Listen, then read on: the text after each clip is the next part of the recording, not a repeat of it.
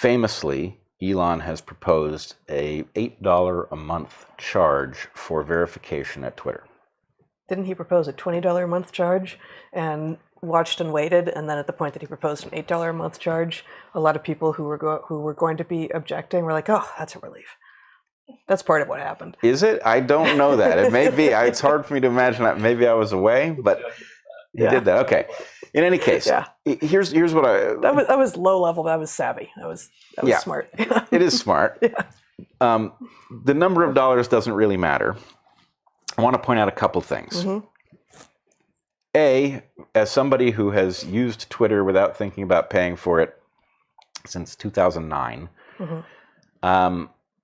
there is a... Well, the idea isn't that you have to pay to use Twitter, but if you want a blue check mark, you have to pay a monthly.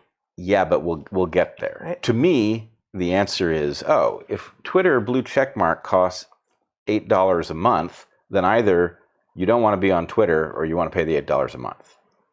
There's no argument that I can see for any serious person not paying that charge. Walking away, I could see it. And here's the reason. First of all, just so that our audience knows the score here, you and I are approximately equally terrible. I have a blue check mark. No, I mean, I'm not going to say which one.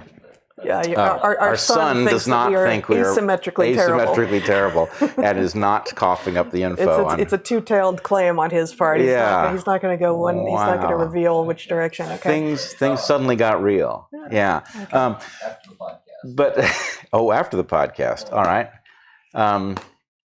In any case, But I mean, we can fast forward this. Like, you've been on Twitter since 2009, apparently. Yep. Right. You ran afoul yet again of some insane mob by speaking truth and not stepping down when they made outrageous claims about you. You've done it before. You've done it since. You did it famously on May 23rd, 2017, in a class or in a hallway at Evergreen. 9:30 in the morning. At 9:30 in the morning, Yeah. And suddenly your Twitter account, which had 400 and something followers. Right. And you'd been pretty active. Like, you did social media a lot.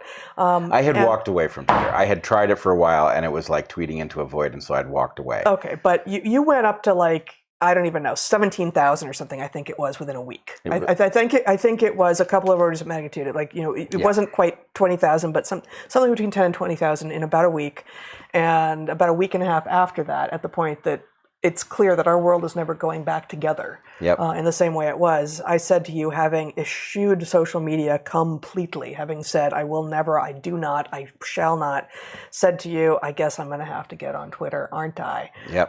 And so opened up a Twitter account on June 1st of 2017. Right. But I wasn't in the public eye. I had no experience with social media, all of this. Because of what happened and because you were in the limelight, you very quickly got verified. Well, and I was almost, so before you're like, we're basically equivalently terrible. Like, there's a reason that I was speaking morally. We were equivalently terrible. The asymmetry in our Twitter accounts early on, and so you got verified, and I then applied after I had a New York Times and after I had a Washington Post op-ed that went big, and they said, actually, we're stopping that for the moment. And it was like literally a week after a friend of ours got Twitter verified, and ever since I've tried several times, and each time they're like, not you. This is what I want to get at. Right. Okay. So first of all, a hat tip to Eric, who was the one who said you really need to get verified. So I got verified right away. Eric Otherwise, Weinstein. I might have delayed and would have also run afoul of whatever it is that. So what Twitter did was it claimed to have stopped the program. You could no longer apply to be verified, while it continued to verify people, which turned the check mark into exactly what they swore it wasn't, right? It was not supposed to be a Twitter sanction. It was supposed to be an indicator that you were who you said you were. Right. And Heather has endured impersonators, and she has also become a best-selling New York Times author. And you've got 200... How many followers do you have on Twitter, roughly? About 200,000. 200,000? Well, it was stuck at about 200,000 for close to a year. Yes, actually. we were both throttled. And then Musk, either as he was making the move or just after he did, it went up like 10,000 almost overnight. Yep, Like, he's you know, that's- a muskox in a china shop, and Anyway, this is not very interesting. right. But the point is that program became an arbitrary nightmare. Yes. In between my getting verified and your attempting to and being rejected, and lots of other people who should have been verified to have been rejected, and then lots of nonsense, little tiny accounts, even CCP shills have been verified. Sure. It's a nightmare. Yeah. But what those who do not have a check probably in general do not know is that it changes your experience of Twitter, and the reason is because there are hidden features inside the app that only trigger if you have that. Yes, So, but if everyone can buy access, then that's going to be less meaningful. no, hold on. It's You still have to be verified. you have to be verified. So you cannot verify an arbitrary number of accounts. If you would like to be verified as who you say you are, you will be able to pay $8 a month and get a verification. I see. Now, here's the reason that this matters tremendously. Okay, There are two reasons, actually. One of them is that, Musk has been very focused on bots. I don't know why he's focused on bots and he's not focused on sock puppets. Okay, there are more bots, they're cheaper, but they're also way dumber.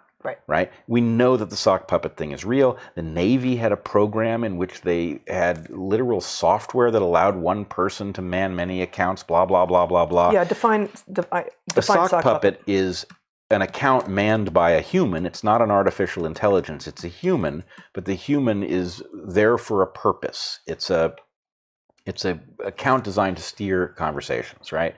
And so I get a lot of these things that I don't think are bots. And it's like, oh, we were really big fans of yours, and then you went crazy, and it's hard to watch you, your 15 minutes are up, whatever the hell they say, right? And then you look at the account, and it's like, oh, they're followed by 21 people, they follow 517 people, and they were registered in 2013. What is that account? That's a weird account. And then you look at what they tweet, and it's incoherent, right? I will say this is...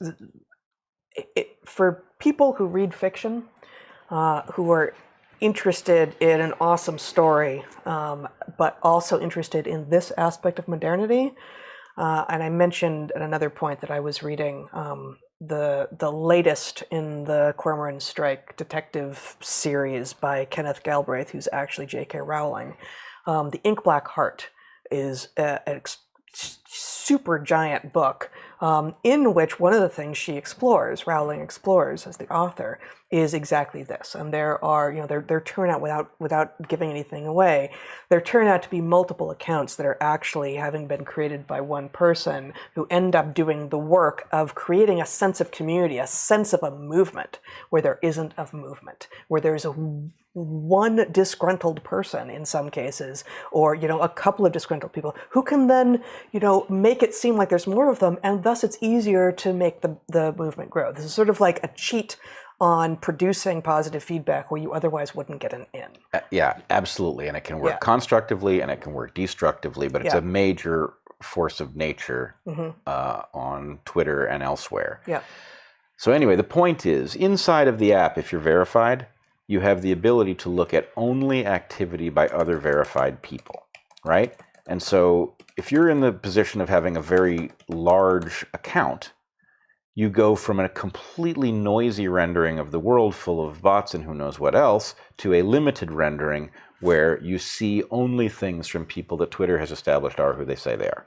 If you were to globalize that program, so the point is you can't have multiple verified accounts because you're only one person and you will be verified once, then the point is suddenly Twitter becomes, the noise level drops through the floor. There'll still be garbage, there'll be haters, but there won't be armies of bots and sock puppets and who knows what else. So the point is, the difference between Twitter at $8 a month and Twitter at free is gargantuan, potentially.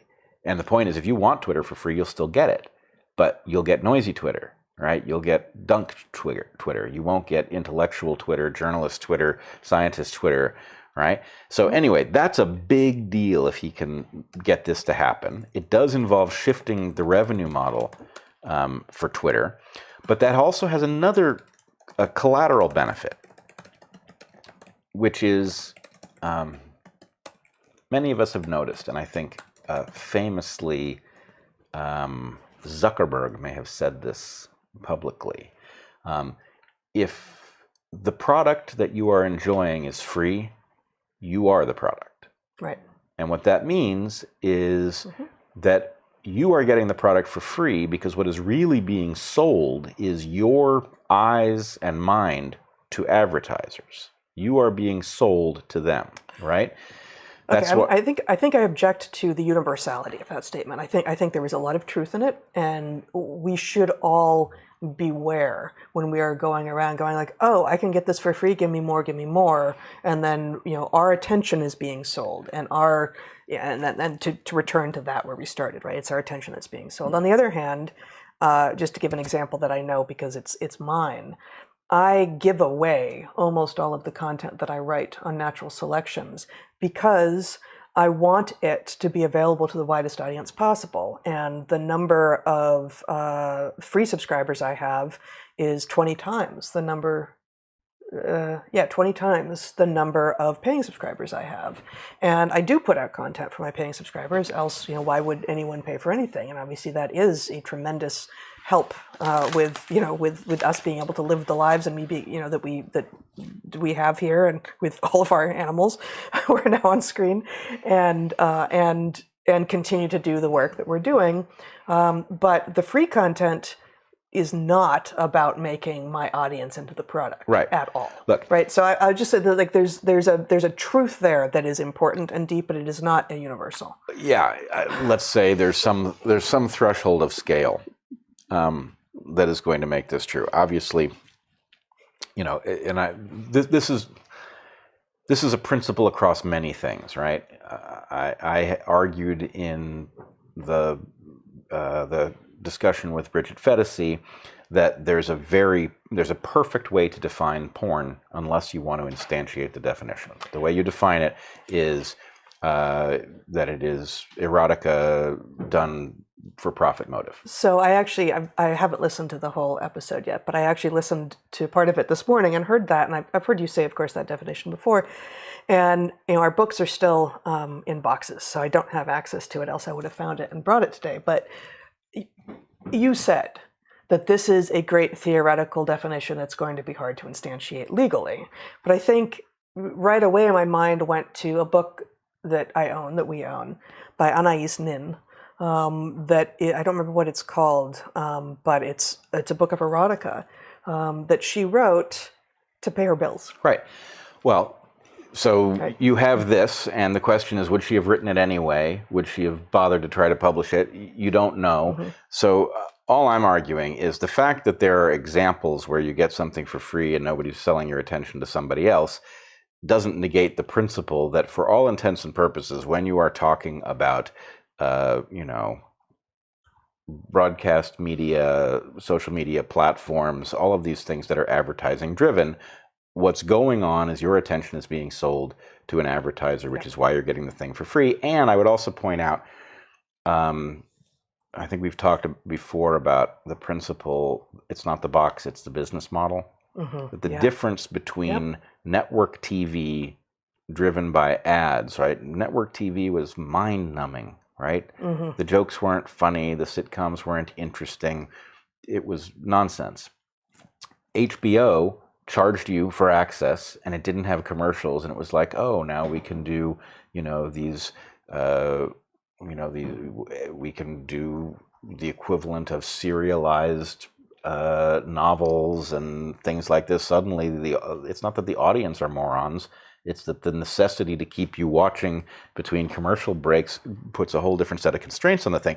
But anyway, point is, I don't love the idea of paying for Twitter because I've gotten used to getting it for free. Mm-hmm. But when I think about the two different Twitters, current Twitter and future Twitter, I'm excited by this change. And I do think it's a very clever way to solve the problem that currently threatens Twitter, which is that a lot of the big players in the world of power can't survive in a world where Twitter works. And so they're going to try to pull the rug out from under it. And I would suggest that the right thing to do, as we did with Joe Rogan when he was being threatened by all the nonsense, when they tried to drive him from Spotify and all of that, the idea that Joe Rogan was doing a huge service for the world and that we needed to thank Joe Rogan and not abandon him, that was a key. And at this moment, I would say there is no better play on the map, not even close to the one that Musk is engaged with at Twitter. Do I know for sure that the guy's for real? I don't. But again, there's no better play anywhere, and the chances that he's for real seem pretty high. So I would suggest something like hashtag got your back. That ought to be the mechanism by which we rally behind him and stare down these advertisers that want to kill off free Twitter because they can't live in a world where we get to talk. And when you say free Twitter there, you don't mean... Yeah, I don't mean financially free. I mean spiritually free.